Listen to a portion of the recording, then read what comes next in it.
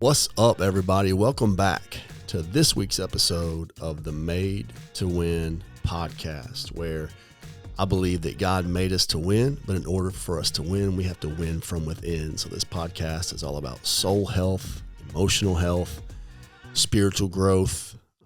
Obviously, this is a Christian podcast, and so everything that we talk about here is obviously biblically rooted.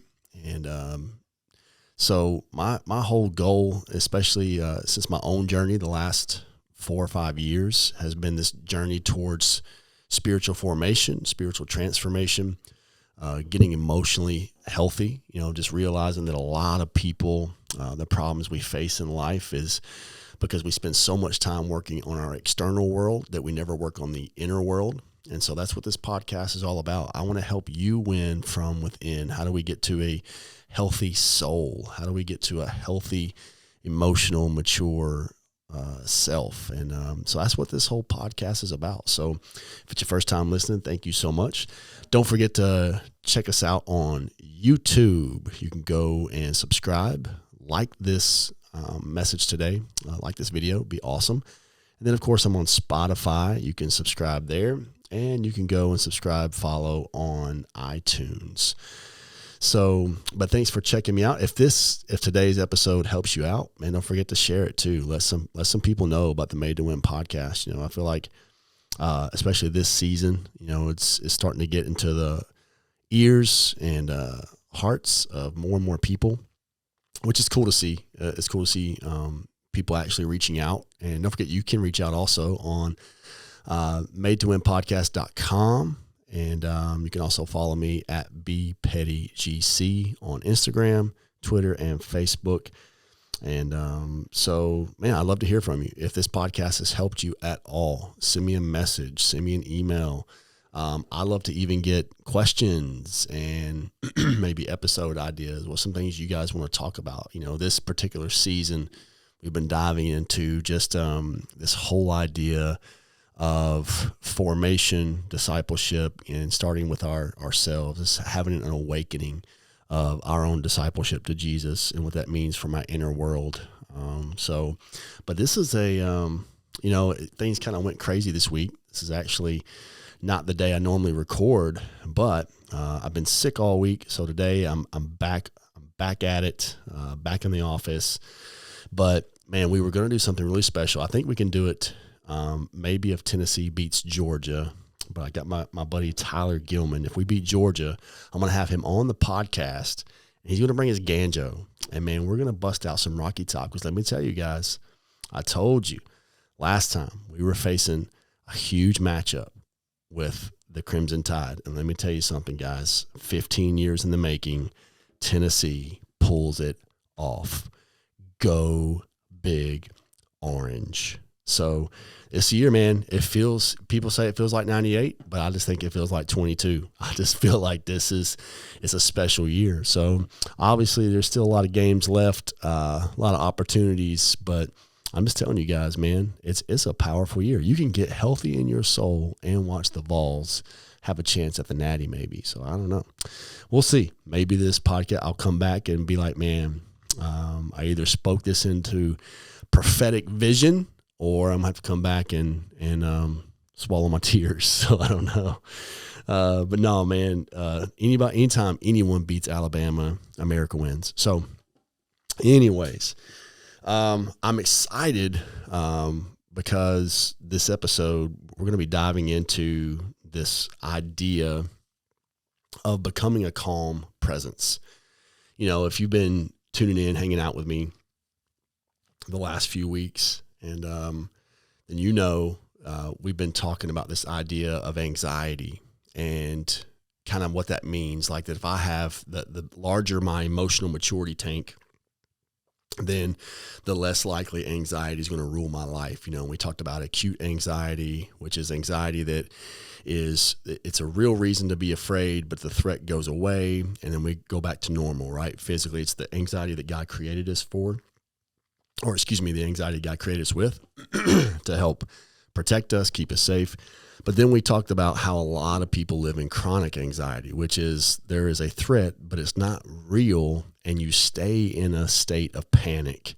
right? It's when our emotional maturity is small. And so anytime tension or conflict arises, it seems like it just spills over into our lives and into the lives of other people. It affects everybody.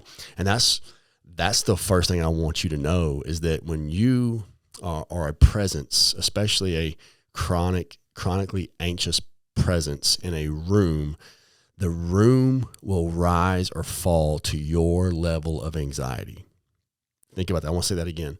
The room will rise or fall to the level of your anxiety. That's why, we just came back from a powerful men's retreat in our church where, we just talked about soul health for 3 days. And man, it was incredible watching guys like kind of dig stuff out of their well and share with one another what are these deep ridden conflicts and tensions and anxieties and traumas in our hearts and in our souls that's keeping us angry, that's keeping us a presence. And we walk in a room, we change the room, but not for the good. And so the challenge is to be like this thermostat, not a thermometer. We're not affected by our atmosphere, but we affect the atmosphere. Now, the problem with that is that if you are a highly anxious person or a person that creates high anxiety when you walk into a room, then, you're a thermostat for the bad. You're set on a temperature that when you walk in, it affects the room in a negative light. And so when you are a calming presence in any situation, then it's less likely that you're going to emotionally short circuit. Now, we talked about that in a previous episode where Jesus was the same constant, calming presence, a non-anxious presence in every relational room. And that's what we talked about. We said that, man, being emotionally mature is being somebody that when you walk into a room, it doesn't matter if you are in a room of strangers, if you're in a room of family, in a church, in a small group, you're the same calming presence. And that's hard for a lot of people to say because a lot of people are affected by their environments. In fact, if we are just, kind of consumed with this inner turmoil or anxiety or conflict within us, a lot of times we are the thermometer. We are affected by the different rooms we are in. And so the whole goal is like, how do I become the same constant calming presence in every room that I'm in? How do I, we talk about as adults trying to parent kids, but how many know sometimes our kids can determine our mood, how we respond, how we react to a specific attitude or conflict in the home, and we end up lowering our emotional level to the kids, right? Have you ever told your kids to stop yelling by yelling at them, right? Or don't hit your brother, as we're hitting them or whatever it may be. I'm not trying to make light of that stuff. I'm just saying, like, we tend to allow other people's emotional immaturity to bring our levels down. And so we are either setting the emotional intelligence of the room or we're being brought down or brought up to it. And that's how we have to dive into this deal of how do I become this calming, constant, non-anxious presence in every setting that I'm in, because that's how we're able to restore relationships. That's how we're able to help solve problems. You can't solve problems when you are in a state of panic. We're going to react more than we're going to pause and respond. And so I like to say it like this: we are all pastors. If you're a believer in Christ, you are a pastor. And I say it like this: you have a key responsibility of shepherding your soul, shepherding your inner world. Because at the end of the day, your inner world is what is going to shape your outer world. It's why that whatever people chase in life outside of Christ, outside the transformation into Christ likeness, you can have all of those external things and still be a messed up soul.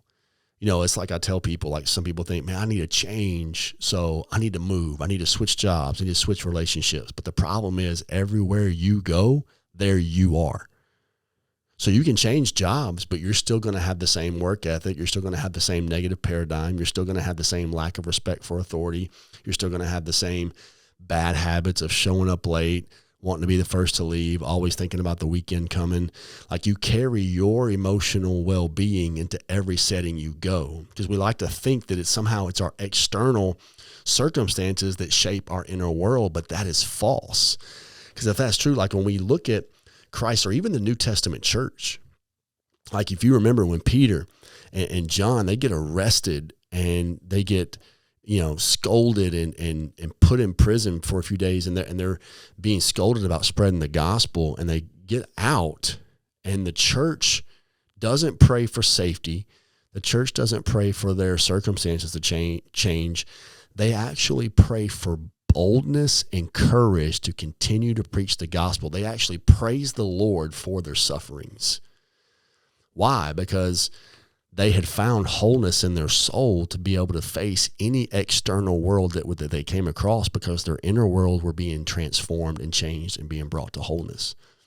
You think about Jesus on the cross. We talked about that, how he was able to go to the garden to deal with his inner turmoil so that he could face an external, brutal circumstance in the cross. And so it wasn't the cross that dictated his inner world. His inner world actually prepared him for the cross. Your inner world prepares you for your relationships. Your inner world prepares you for the health of your marriage. Your inner world prepares you for your relationship with Christ. That's why the greatest thing you can do as pastor, shepherd your soul, is to say, man, I want to go on a journey to allow Christ to shape me from the inside out. You think about Jesus' invitation to follow him. The disciples got to spend every single day learning and watching and hearing Jesus respond to every external circumstance with the Spirit of God upon him. And they got to learn that. They got to learn, like, not only like these physical acts of kindness or whatever, like all that stuff was well and good, but to become a person of love, to become a person of peace, not to just want peace or be a peaceful, like to become a peaceful person, not to just be, you can do loving things, but not be a person of love.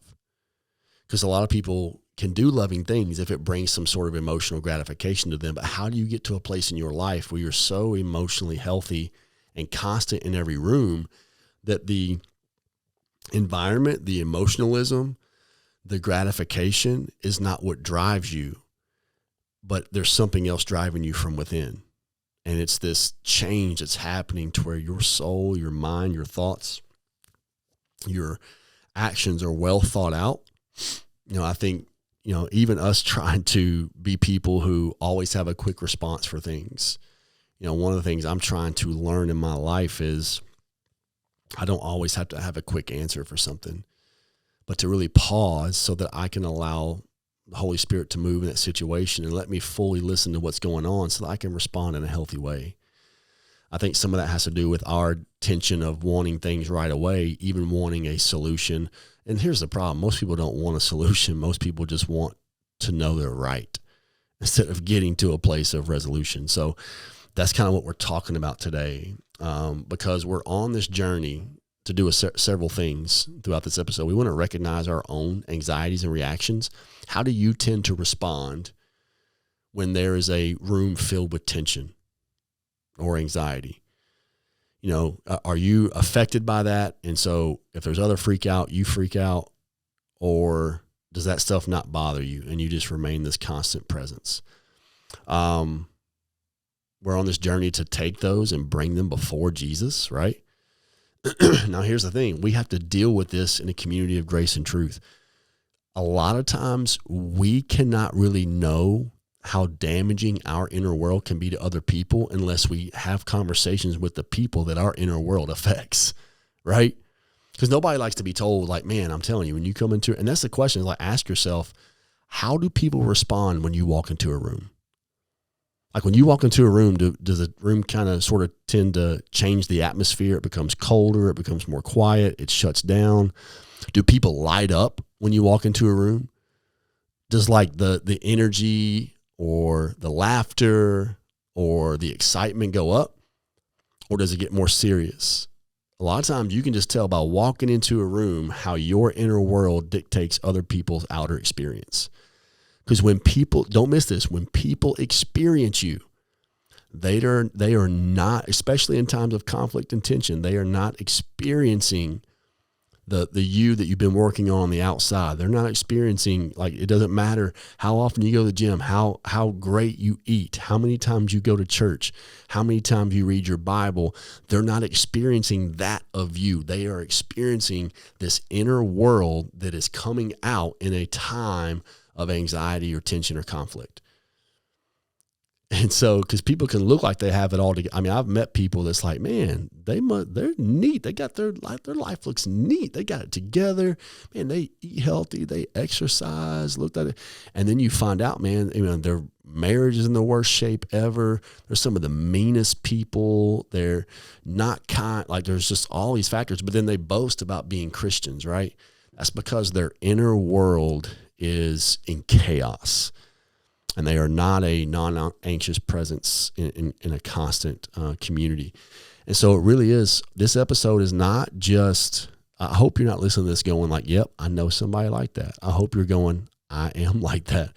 I have these tendencies. I have these things. Even if it's stuff, you're probably going to need help with this episode of talking to other people. So this episode, I would really highly encourage you to maybe listen to it with a couple of friends. You can do it separately, but then come back and like talk about it. Say, hey, what in that episode did you learn about yourself, and what did you learn about me? And so I think a couple of practices for helping us to find this calming, to be this calming presence, this non-anxious presence. And the first one is this, and this is hard. I'm going to be honest. It's difficult, but it's increase your self-awareness. How self-aware are you? Just think about that for a moment. And when I mean self-aware, I'm not just talking about the easy things, I'm talking about like how self-aware of you are you of yourself in times of the most emotionally pressing times? Like, what are some of your normal reactions instead of thoughtful responses, right? And so there's two components of self-awareness. One is self-disclosure, right? Here's the truth. We know things about ourselves that others don't know. And that's the thing. Like, can you be honest about some of your reactions? Some people are super passive, right? Some people are just like, man, I want to ignore all conflict as much as possible. But in your passivity, it leads to the deterioration of relationships. This happens in a lot of men's lives. A lot of men are just passive. And so instead, they think they're avoiding conflict, but they're actually avoiding wholeness and healing. They're actually avoiding love, because Jesus's closest relationships were not void of conflict. They were just void of any false peace. Jesus was not going to allow false peace into those relationships. He was going to hit it head on. He didn't tell Peter, like, Peter, look, I know your heart's in the right place when you tell me not to go to the cross. Your heart's in the right place, brother. But, I have to do what the Father said. No, he said, get behind me, Satan. You are not in a inner whole place to say you believe in me as the Messiah, but you're not with me when I'm making a decision that is from the Father. And so, like, there's times when Jesus said, like, we're not going to avoid this conflict. Now, there were times when Jesus realized the conflict wasn't going to solve anything, and he avoided it that way, but he didn't avoid it from an emotional standpoint. And so there's got to be moments in our lives where we can't be passive. What about those who are passive aggressive? Maybe that's you. If you're the person that tells people nothing's wrong, but you're slamming things in the kitchen, you're making snide comments, but nothing's wrong. You're good. Doesn't matter. Just leave me alone, right? Or the people that post stuff on Facebook and like they don't use names. They might even say that, right? Like, I don't want to say any names, but like there are people in your life who know who you're talking about. It's passive aggressive. It's, I'm not going to actually deal with this head on, but I'm angry about it, and that anger is going to come out in remarks. It's going to come out in some of my actions, because we're not healthy enough or emotionally mature enough to deal with our emotions in a healthy way, or we're going to take it out on people through that way. There's abdication. We just abdicate it, put it off on somebody else. There's anger, like not healthy anger, but just, bottled up anger that turns into isolation. It turns into distancing from people. Like, you ever just like, man, what happened? Like, I haven't heard from so-and-so in a while. And 99% of the time when somebody just kind of starts fading away relationally, they're not texting you, they're not showing up, they're not communicating like they once did, there was an offense, there was a conflict, there was a tension that arose, and their way of dealing with it is just distancing themselves from the conflict and tension. But when you distance yourself from the tension, you also distance yourself from the relationship and distance yourself from love. That's why the Bible says that God chastises those he loves. Why? Because he understands that the discipline and the conflict and the tension is actually going to bring their relationship to a full place of love and wholeness, not the other way around. God does not. I think that's the problem, is that we tend to treat God like we think he treats us. And so when we are in conflict with sin, conflict with God, or we're distant from God, we distance ourselves from God. Some of that, we have the same natural reactions in our time of conflict, tension, and failure to God as we do with people. And so we just distance ourselves from God and God's people. God doesn't do that. God stays right there. He's in it. Like, some of you think, well, God feels so far away. That's because you continue to distance yourself from what you think is the tension and conflict. But in the same vein, you are distancing yourself from the love of God. And yet God stays the same. He remains constant and in the same position, saying, I didn't leave when things got hard. You did. And that's so a lot of people, that's how we handle it. So a lot of it is just in this moment confessing, like, yep, that's me. That's how I tend to handle anxiety moments. Maybe it's like, man, as soon as tension arises, like if it's bad, it's going to happen, right? You almost have this negative paradigm that takes over. Some people, when they are stressed and when they are worried, they become a completely different person. Why? Because when your outer world falls apart, all that's left is your inner world. Now, that can be a great thing, because it's not until your entire external world falls apart that you get down to the very essence of who you are, and that's who Jesus wants to change. So just know that. Like, sometimes that's why I can feel like the people who get closest to God are normally the people that their world has almost fell completely apart, and they are so desperate and have nothing else left, nowhere else to go but to Jesus. And finally, he's like, man, now I can deal with you. Because before, you had your success, you had your job, you had your relationship, you had your pleasures, and all those things fell apart, and all that was left was the real you, right? That's why these things are so important, because until you get down to the real you, God cannot change the fake you. He can only change the real you. So it's just confessing, bringing those things to light for healing, but also to build trust with other people. I think we talk a lot about trusting people, but we don't realize the things that we have done ourselves to cause broken trust between people and between us and the Lord. So this really is like a self-reflective episode of not pointing the finger at everybody else, but saying, how am I a presence that when I am in a place of anxiety, worry, stress, my inner world takes over, and that's either a good thing or a bad thing. So I think the other way to get to self-awareness, and here's where it gets hard, is learning to receive feedback. Let's be honest. Nobody wants to be told we're doing it wrong. No, the art of feedback is almost non-existent in our culture, because the only feedback we want is affirmation and agreement, right? I mean, nobody would post a picture. I mean, and people disagree with a post or disagree with something you said. I mean, you don't do that, right? Now, I'm not talking about being toxic and being negative and being gaslighting, tearing people. I'm talking about like just natural, like, hey, just a little feedback here. This is not good. to where that becomes, oh, you're judging me, right? Any kind of feedback becomes judgment. But yet, how do we grow? How do we change? How do we transform if light is not compared to darkness? If we don't compare, where are the areas of my life that need feedback? Because we have blind spots. We need people to point out where change needs to kind of take place. Now, obviously, you need people that you trust or whatever, but if the only people you surround yourself with are the people that will cheer you, let me tell you something. You need to know the difference between a cheerleader and a coach. Let me tell you what a cheerleader does. A cheerleader cheers even when their team is down by 50. Look, my oldest daughter, she played middle school basketball all through middle school, and they were terrible. I think all through middle school, they might have won 3 games, in her 3 years there. And I remember, like, we'd be down by 30 or something to one of the better teams, and the cheerleaders, if you're sitting in the bleachers, they come right in front of you, right?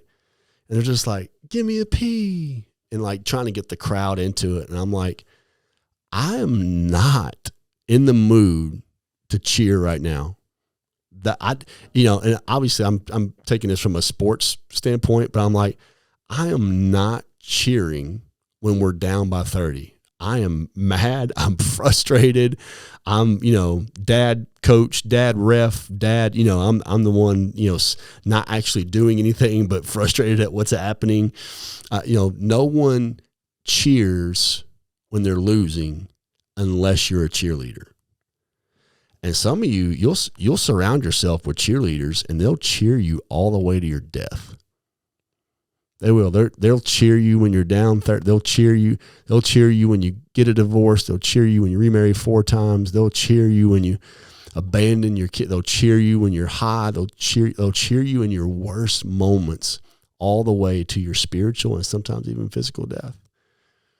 Now, don't get me wrong. We need encouragement in our life, but we don't need people to cheer for our lack of maturity and for our lack of growth, lack of self-awareness. But the reason why cheerleaders will always surround themselves with cheerleaders, right? They want other people who, like, everything is always great. Everything is awesome, right? Lego movie. Like, some of y'all live in Lego movie. Everything is awesome, but your life's falling apart. But a coach, now here's the problem too. In our culture, people don't like coaches. We want our coaches to be the cheerleaders, and it's so frustrating. I grew up in a completely different culture. I grew up in the 80s and 90s where you got coached tough, right? I mean, there was a lot demanded of you because you're trying to, like, get discipline. You're trying to learn how to submit to authority. You're trying to learn how to get your body and your mind to bend to something that doesn't feel good, right? That's what a good coach does.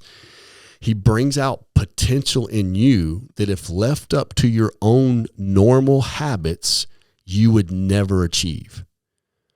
That's why some of these parents that, will not let their kids be coached because they're afraid their feelings are going to be hurt. They're afraid they're not going to be able to play that much. They're not going to start. I know I'm just venting right now. Like, I'm preaching right now, but it's a huge problem. We don't receive feedback. If any feedback is negative, then you're just a judgmental person. You're hateful. You don't need to be that voice in my life. But sometimes some of the best voices God will send you are the dissenting ones. They're the ones who, like, hey, man, I know everybody else is cheering you on right now. I just want to let you know, like, my heart's broken for you. And again, I'm not talking about condemnation. I'm talking about coaching. It's saying, like, look, there is this potential in you. There is this potential to be whole and healed and have the relationship you look for, but, like, it's going to require you to change some things. And here's some things I've noticed about your behavior patterns and your relationship patterns and your faith patterns. And if you want a coach, then you're going to listen to that feedback and go, like, man, thank you for that. I need that in my life.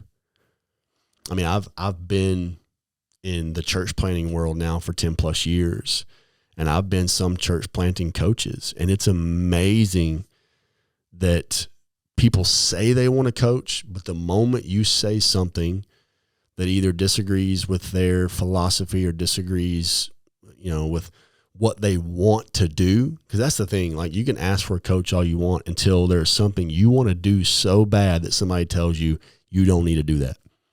And then you find out real quick, do you really want to receive feedback and coaching, or are you looking for affirmation in a cheerleader? So it's allowing others to share with you how your behavior impacts them, right?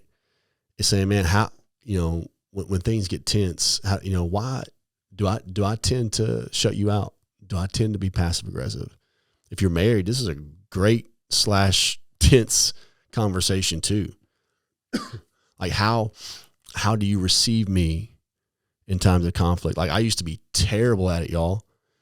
I mean, it's something that God is still working on me. But I remember like if Jess tried to like just have any kind of conversation that was just a little bit of tension. And a lot of times when we first got married, it was something to do with finances, because I was terrible with finances. I grew up with a poverty mindset. So money was something that was fleeting. You need to spend it if you got it. And so she grew up with a saving mindset. And so we had to learn how to take both of those and turn it into a stewardship mindset. And it took several years. But I remember if it was anything, I mean, she could just ask me one simple question like, hey, I saw that you bought such and such. I mean, I immediately get defensive. That was kind of my MO emotionally, was being defensive. Man, my blood pressure would shoot up anytime somebody brought some sort of tension into all it could be is a question. I remember when we first started the church, like an hateful email or even just a normal email that was just like hey, here's some feedback type thing. I mean, it would send me in 15 people could have gotten saved and baptized, but one email would send me into an emotional down spiral.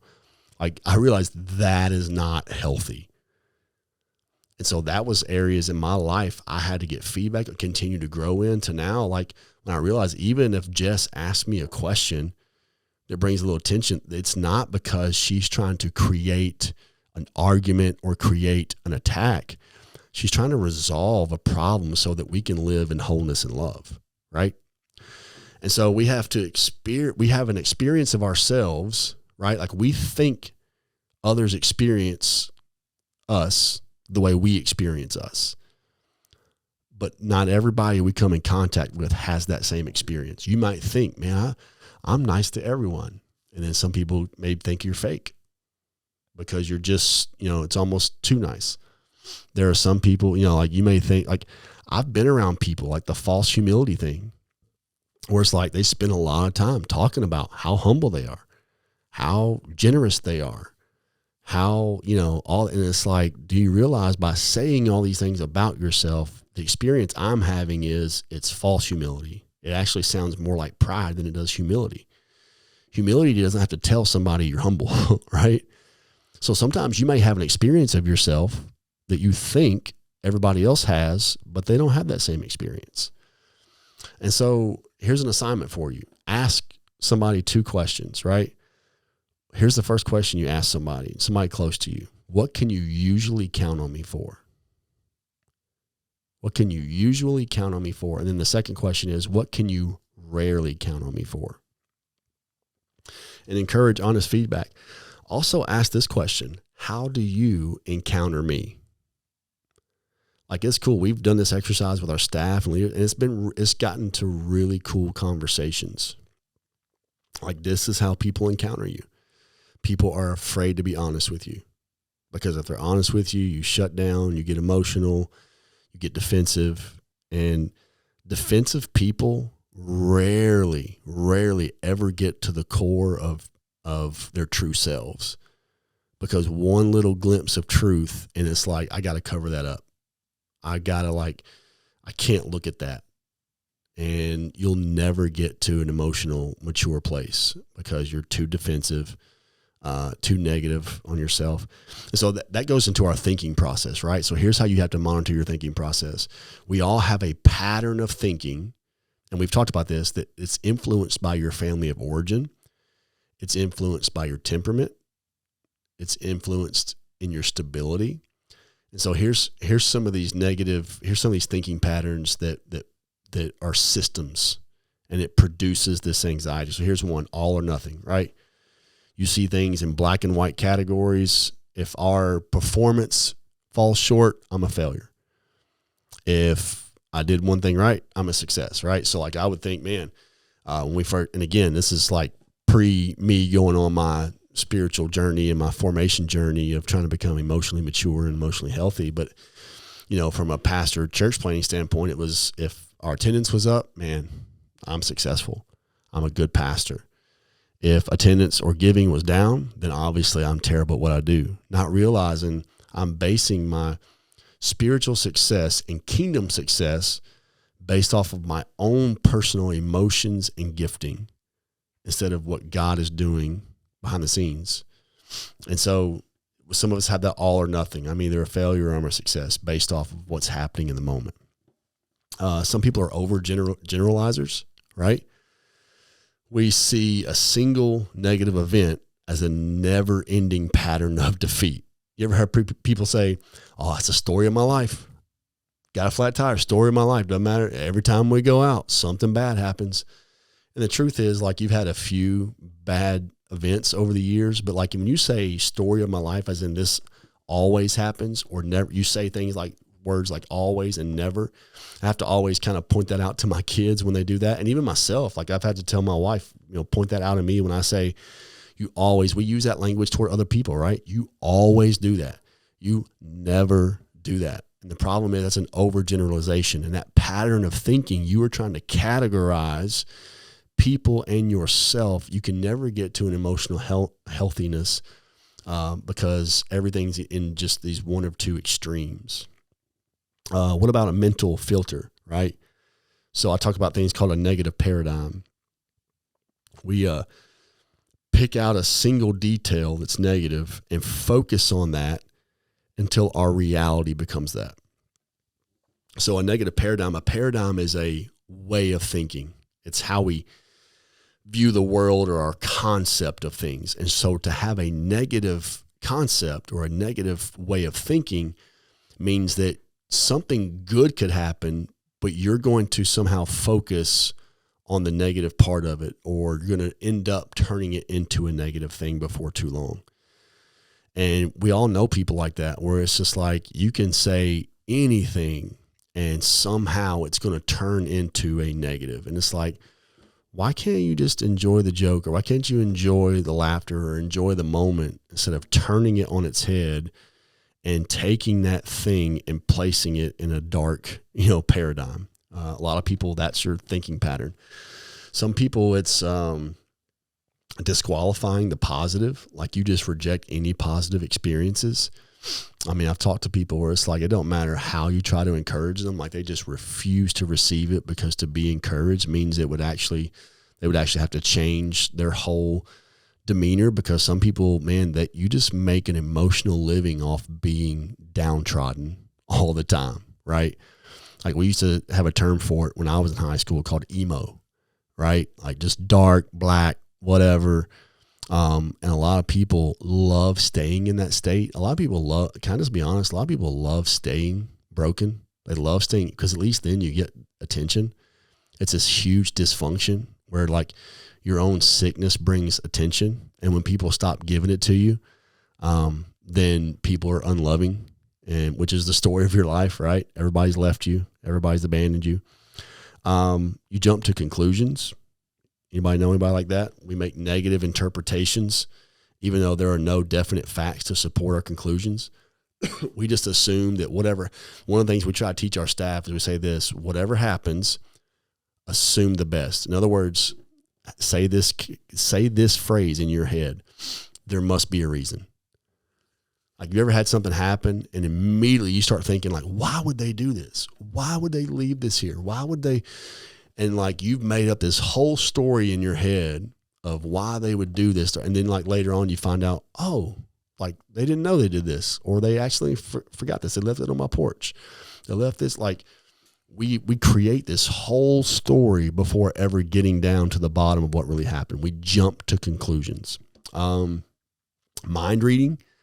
We're just great at reading minds, right? We create thought bubbles for people. You know, you walk, you're in Food Line, Kroger, wherever, and you see that person from church, and like you walk past the aisle and you see them, and they didn't say anything to you. And so you're already like, man, they're stuck up. They hate me. They must be mad at me. It's probably because I didn't do it. And you've like made up this you've drawn thought bubbles above their heads. And the truth is they just didn't see you. They were so stressed about their own situation or focused on their own thing that they were just oblivious. I tell people that all the time when I'm driving. Like if you drive past me and you wave and I don't wave, just know I am daydreaming. I am lost in translation. I am lost in thinking. I pass stuff all the time on the road that I'm like, has that always been there? My wife's like, you're an idiot. So anyways, I'm just kidding. She don't say that. She's very sweet. But some people are fortune tellers, right? You just know it's going to turn out bad. Some people magnify or minimize. They over or under exaggerate. So like even if it's positive, you oversell it, right? Negative, you undersell it. Emotional reasoning. So my feelings determine my truth. You know how we feel. Can I tell you this is powerful, but the only people that ever get everything that they desire are called addicts. They're people chasing a high, and they're the only people that ever get anything they want in life. And I think sometimes as Christians, we think that if this feels bad emotionally, or it is emotionally difficult, or it's a anxious moment or a conflict moment or a tension moment, it must not be of God. It must not be for my good. And that is just totally opposite of what Scripture teaches us. I mean, pretty much the foundation of the gospel is built off of suffering. And so, you know, we chase this emotional reasoning of like, this is why I chose this because, you know, it makes me feel better. And our feelings are indicators, not leaders, right?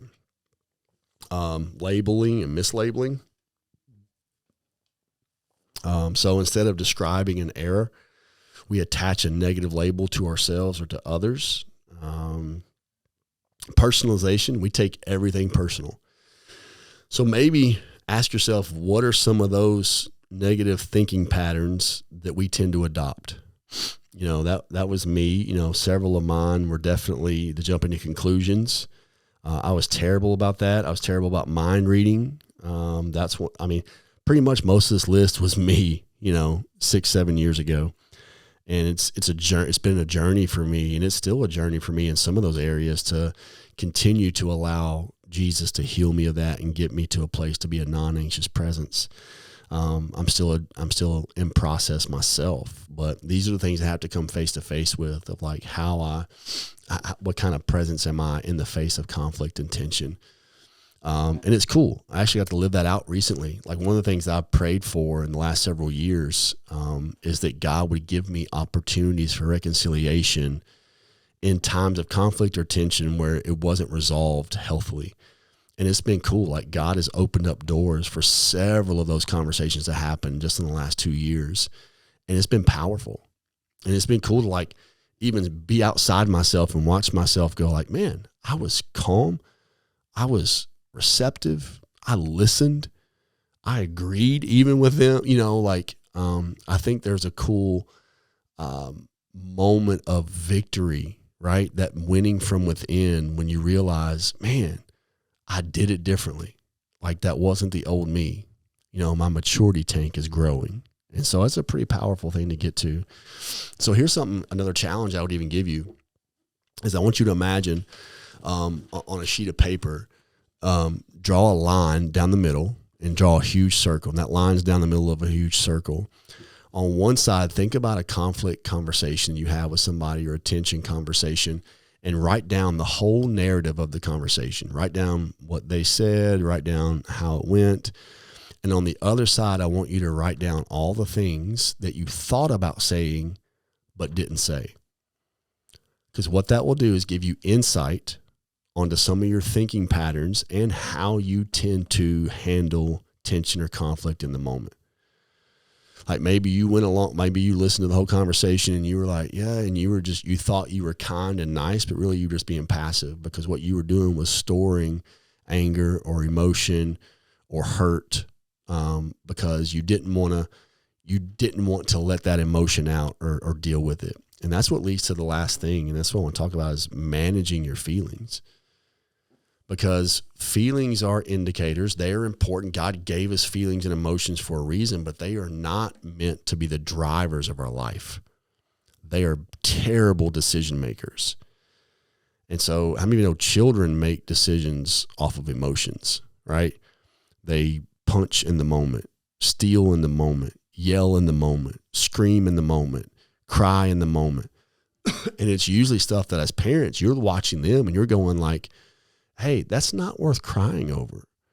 Let's talk about this. Why are you really crying? That's not worth hitting someone. Like, why did you respond with violence in that moment, right? Because as a child, they are broken spiritually. Like they have a sin nature inside of them. And they are still what? They are still emotionally immature. Like you would expect a 5-year-old to do that. But when you watch a 30-year-old man respond the same way a 5-year-old child would do, then what that tells you is that you've been on a journey for 25 years and remained at the same emotional mature level for 25 years. And there are places in our lives we know that's us, where I'm still that 8-year-old kid in how I respond to conflict, because maybe you were raised in an environment that's like, hey, conflict is, it's a bad thing. You back down, you shut up, you be quiet. Or it's, raise all kinds of Cain, you go crazy, it's chaos, whatever. So Jesus had a range of emotions, right? Now, the problem is we grow up thinking that even our negative feelings are wrong in a sin. Instead of developing the capacity to manage them, here's what we do. We deny and repress them. And here's what you got to know about denied and repressed feelings. When these feelings go unexpressed, they come out sideways. They come out in passive-aggressive behaviors. They come out in, sometimes we get ulcers. You ever heard of people getting ulcers when they're stressed or worried? Depression, like stress. It's why when Jesus was in the garden, the Bible, they did a study of how somebody could sweat drops of blood. Like his actually physical body was responding to an emotional feeling. And so in the moment he's praying, his body's going through this crazy stress. But here's what's cool is Jesus doesn't keep that to himself. What does he do? He comes back to Peter, James, and John and says, my soul is perplexed. Like I'm in some pain emotionally right now. Pray for me. He said, pray. And he goes off to pray again. Like even Jesus was vulnerable with his inner circle right here saying like, guys, I've got some emotions and feelings inside of me. I got this fear. I got this doubt, this stuff that's going on. I mean, he even prays to the Father, right? Like, man, I don't want to do this, but I'm surrendering to your will. This is going to be hard, but I'm surrendering to your will. So other people, a lot of times what they experience out of us in times of anxiety and tension is our sideways emotions. Sometimes what people get from you isn't even you in the moment. It's you from 5 years ago. What they are getting is a suppressed emotion from 5 years ago. And you're like, what was that about?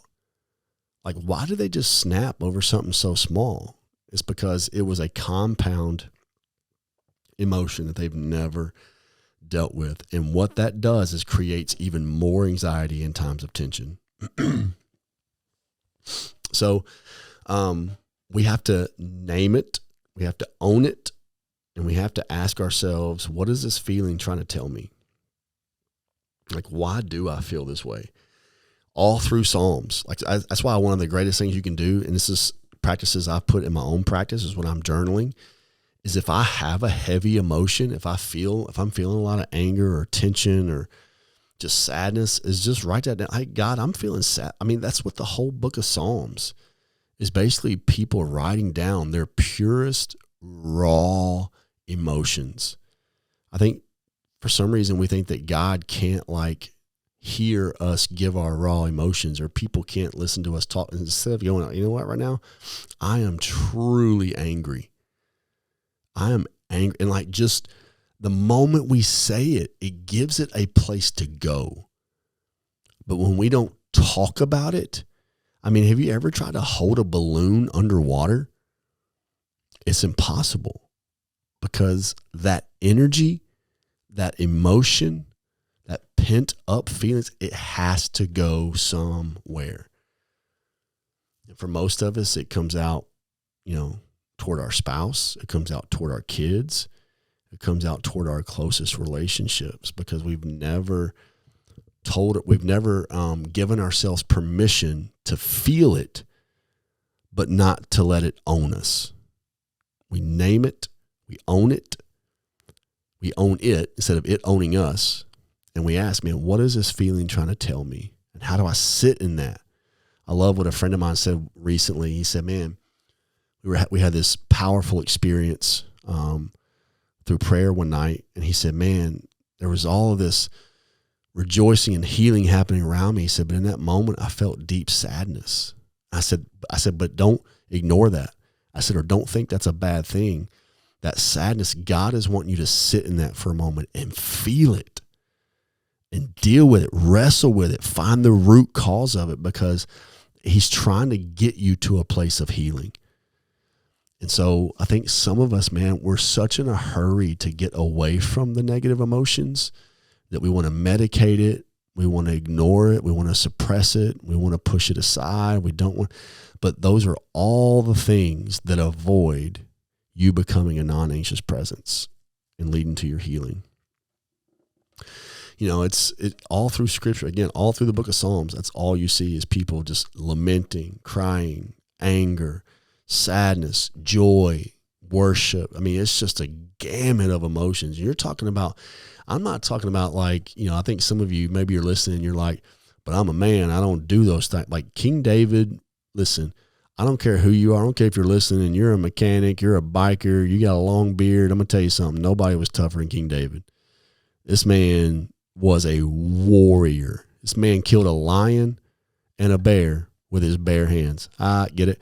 And then he killed a giant with a freaking slingshot, y'all, and then cuts off his head like a boss. This man was a bad man and was surrounded with some bad dudes. And yet David loved deeply. David expressed his emotions, his feelings. David worshiped and danced before the Lord in front of everybody. He was not a man who hid his emotions. And I believe that's why the Bible says he was a man after God's own heart. He deeply repented when found in sin.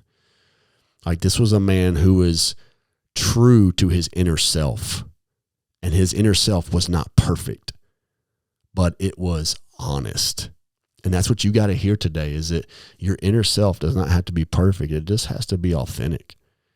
It has to be open and honest.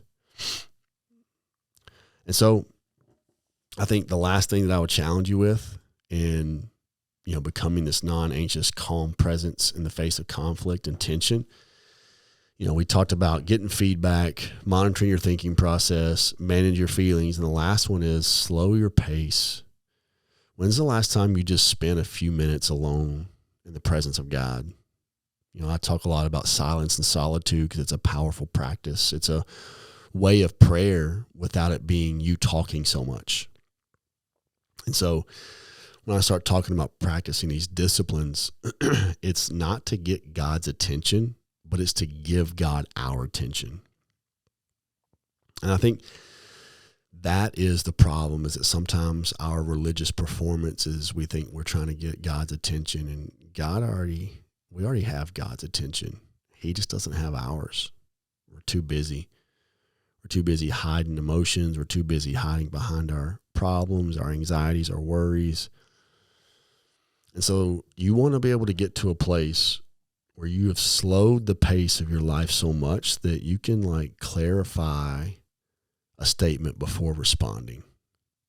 In other words, when somebody says something, instead of you reacting in the moment, go like, wait a minute, I just want to make sure I understand what you meant. You ever thought about that? Like instead of immediately trying to respond to somebody's, whether it's pushback, feedback, whatever, you're just like, hey, I just want to try to understand what you're really trying to say because I want to respond accordingly. What about just breathing, right? Like a lot of times when we get in an anxious moment, you can't even breathe correctly. You're breathing fast. Like what if just slow your pace and breathe? What if you just waited to respond? What if people are like, dude, why are you being so quiet right now? Because you're not in a hurry to react, but you're pausing to respond. And how many sometimes we just got to ask for a timeout. Like, hey, this conversation's hard for me right now. I need to take a few minutes because I don't want to react. I want to respond. Like that sounds weird to the average person because we don't solve conflict that way. Most of us, it's an immediate reaction. It's out of our emotions. It's out of our feelings. That's why I would hope that like you've probably said some things over the years or posted things over the years that if you went back and looked at it, you would go like, I wish I would have thought on that a little more. I know I do. I mean, that's me every day. I'm trying to think through like how I'm about to respond right now. Is this out of an emotional outburst or is this out of a thoughtful response? And I try to practice that really well with like my wife and my kids because that's the most important relationships to me of how I make sure that we are wrestling through any tension or conflict because I want them to know not to run from it, but to deal with it because ultimately it leads to relationship and reconciliation. And that's the point, man, is that I want you today to be a person of peace. I mean, the Bible tells us that in Colossians 3, to work hard, to be at peace with those around us. The Sermon on the Mount, Matthew 5 tells us, blessed are the peacemakers. They shall inherit the earth. They should be called the children of God. That's what it says. They shall be called the children of God, those who work at peace. Wow. And so, but peace is not an external thing we manufacture. It's our inner worlds coming out to our outer worlds. So a few keys to victory. Just remember, ask for feedback. How do people experience you? It's a big deal. I think that's a great way to start the conversation. If you're really looking for healing and wholeness and emotional maturity, you're going to have those tough conversations with people that will be honest, transparent with you and loving and full of grace. The second key to victory is monitor your thinking process. Remember, think through like how do I normally, what's a system of thinking that puts me maybe in a state of anxiety, worry, stress, those type of things. Manage your feelings. Don't forget to like really be authentic with your feelings, but let those things drive your decision making and your responses, and then slow the pace. That's the fourth key to victory is get in the presence of God, be slow, build those disciplines in your life of prayer, Bible reading, silence and solitude. Spend some time with the Lord every day to have him point out some of these things so that you can name it, you can own it, and you can deal with what that emotion is trying to tell you. So I hope this has been helpful today. Again, this is probably one of those things like people don't like talking about this stuff. So maybe if you're listening, you're like, man, hit me back up when you're talking about something less, whatever, however you view this. But I'm telling you, this could change the dynamic of so many relationships and lead people to emotional maturity, especially if you're going to be a presence that when you walk into the room, the level of anxiety goes down, not up. That's what we want to be. We want to be the person like Jesus was when he walked into a room. The only people that got anxious were the people who didn't have good inner souls themselves. And that was normally the super religious people who based everything that they did, based their merit on their outer world, not their inner world. So hopefully you would pray that your inner world would be shepherded well. That's why I want to pray for you this week, is you would shepherd your inner world, because that will flow into your outer world. So don't forget to check me out on Instagram, Twitter at BPettyGC, also on Facebook, madetowinpodcast.com. New episode out every Tuesday. Hit me up with comments. Make sure you like, subscribe, follow, all those good things. Share the video, share the podcast with those if this helps you. I'd love your feedback. Hey, guys, thank you guys so much for listening this week, and I'll see you next week. Don't forget, we were made to win, but winning starts from within.